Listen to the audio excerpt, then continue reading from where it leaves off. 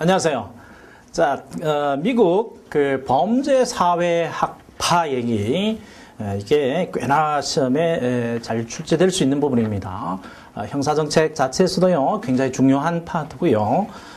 교정학에서도 한 문제가 출제가 꼭 되고 있습니다. 그래서 좀 해둬야 되는데 그래도 너무 깊이 갈 필요는 없어요. 대체적인 흐름만 보시면 되겠습니다. 그리고 세부적으로 자주 출제되는 부분을 좀 집중적으로 하고요.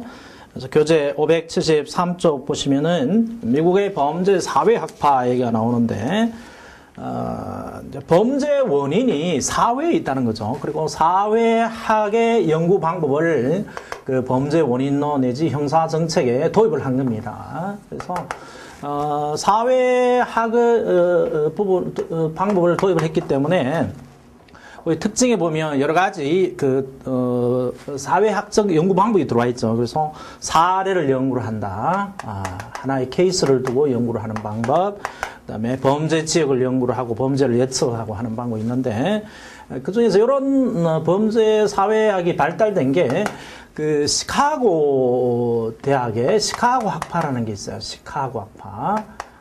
이 시카고 지역이 미국의 시카고 지역이 공업이 아주 일찍 발달한 지역이에요. 그래서 그 지역의 특색에 비춰서 공업이 발달함에 따라서 사회가 해체가 되고 도시가 발달하고 그래서 그 지역의 그 도시 발달 과정에서 어느 지역의 범죄가 많이 발생했는가 이걸 연구를 해봤어요. 그래서 그 범죄 발생이 마치 그 생태계처럼 이루어져 있다라고 그래서 이것을 그 생태학파라고 그럽니다. 생태학파. 생태란 말이 살아가는 모습이죠. 그죠? 살아가는 모습. 그래서 만약에 강가다, 호숫가다, 오아시스다 이러면은 물가에 이렇게 살아가는 식물들이 있고 동물들이 있잖아요. 그죠? 그 다음에 좀 벗어나서 사는 게 있고 또 더 벗어나서 사는 게 있고. 그리고 이게 계절별로 처음에는 키 작은 식물들이 살다가 좀 계속 여름이 계속 더 비가 오면 키 큰 생물들이 살다가 이렇게 자꾸 그 지배하고 있는 식물 종자들도 달라져 가지고 그죠?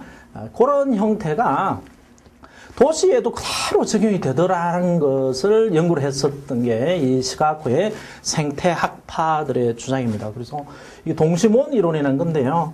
시카고 지역의 이 그 도시를 보니까 도시가 차츰차츰 이렇게 발전이 돼 나가다는 거죠. 이렇게 발전이 돼 나가는데,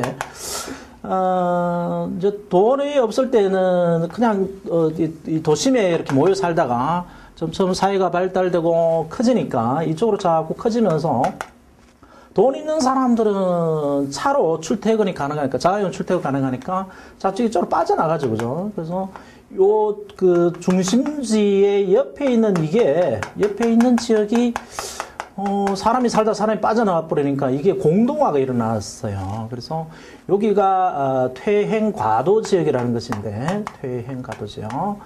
요 지역에 빈민굴이 형성이 되고 슬럼가가 형성이 돼서 범죄가 자주 발생하게 되는 범죄율이 매우 높다라는 사실을 연구 결과 알게 됐습니다. 그래서 그런 얘기들이 리얼에 들어가 있는데요.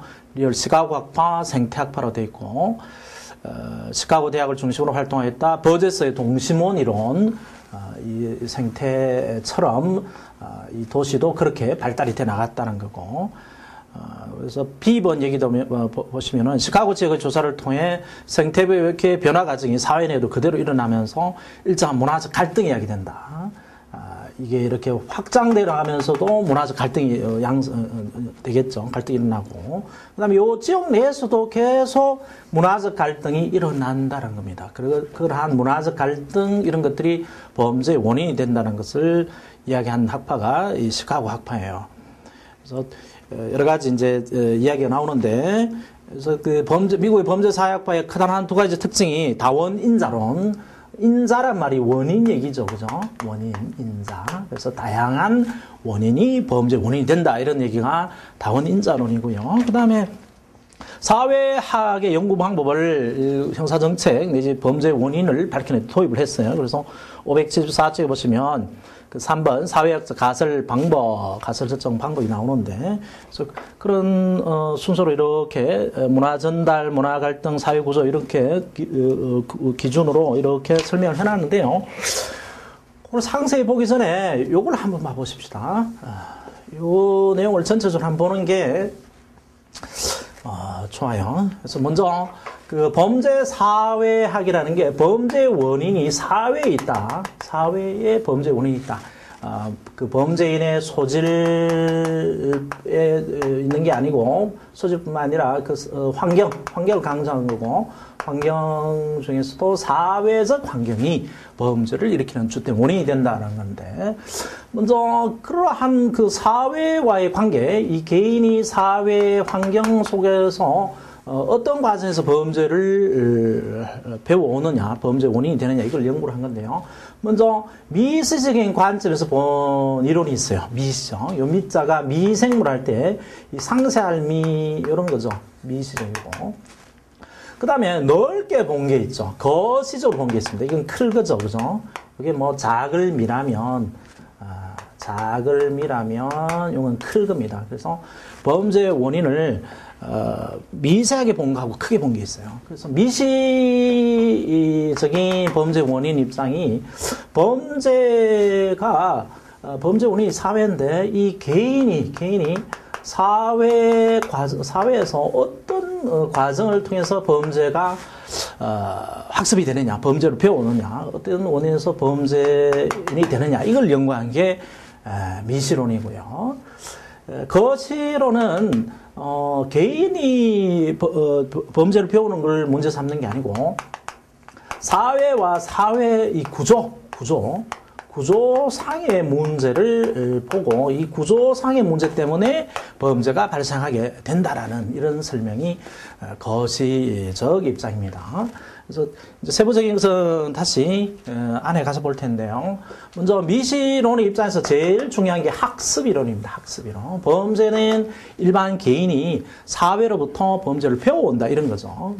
그런 학습이론이고요. 그 다음에 통제이론은 이 개인 스스로의 통제라 사회적 통제가 있었는데, 그래서 범죄를 억누르는 이런 프레스가 있었는데 그게 벗겨짐으로써 범죄가 발생한다, 이렇게 설명하는 게 통제론이고요. 그 다음에 낙인이론은 한번 앞서 본 거죠. 그죠? 개인이 그 법집행기관인 경찰, 검사, 판사 또는 교도관에 의해서 낙인이 찍혔기 때문에, 너는 나쁜 놈이고 범죄인이다라는 낙인이 찍혔기 때문에 범죄를 저지르게 된다는 이론이죠. 이런 이론이 미시적 이론입니다. 기억을 하셔야 되겠고요. 그 다음에 거시적 이론은 사회 개인의 문제가 아니고 사회 구조와 구조의 문제예요. 그래서 사회가 전통사회에서 현대사회로 올라가면서 그 전통적인 가치관이 무너졌기 때문에, 그래서 범죄가 발생한다라는 사회 해체 이론 또는 그 범죄 문화가 전달이 됐기 때문에, 사회 구조가 변화함으로써 범죄적인 그런 문화가 전달됐기 때문에 범죄가 발생한다는 문화 전달 이론, 이런 것들은 거시론입니다. 그 다음에 사회 해체론하고 뭐 크게 다르지는 않는데 긴장이론이 있어요. 긴장이론. 이게 아노미 이론이라는데, 사회 구조가 해체됨으로써 전통적인 가치관이 무너지고 무기범 상태가 발생해서 범죄가 발생한다. 그래서 사회 구조의 변화에 의한 사회적 긴장이 결국 범죄 원인이 된다고 보는 긴장 이론하고요. 그 다음에 갈등 이론도 요 낙인 이론하고 하면서 설명을 좀 드렸죠. 갈등, 사회 구조상의 갈등. 대표적인 갈등이 자본가 계급과 노동자 계급의 갈등 때문에 범죄가 발생한다고 설명한 갈등 이론. 여기서 나온 이론이 뭐 비판 범죄학이었었죠. 그죠? 비판 범죄학. 있었고, 이런 것들이 거시 이론에 들어간다라는 정도만 알고요. 여기서 시험에 아주 많이 나왔던 부분이 이 학습 이론입니다. 학습 이론. 학습 이론은 다시 세부적으로 가보면은 모방 이론, 그 따르드 얘기를 했었죠. 따르드. 범죄는 다른 사람을 모방하는 것으로부터 범죄가 발생한다라는 모방 이론이고, 그것을 좀 더 세부화 설명한 것이 이 학습 이론 중에 차별적 접촉이랍니다. 접촉. 그래서 다양한 접촉, 이런 뭐 우리 교재는 분화적 접촉이라는 말로도 번역이 됐는데요. 영어이죠. 그래서 그 범죄는 친밀한 집단 사이에서 배우는 것이다. 범죄를 배우는 것이다라는 것이 이 학습이론이고, 그 서들랜드의 차별적 접속 이론이 가장 많이 출제가 되고 있습니다.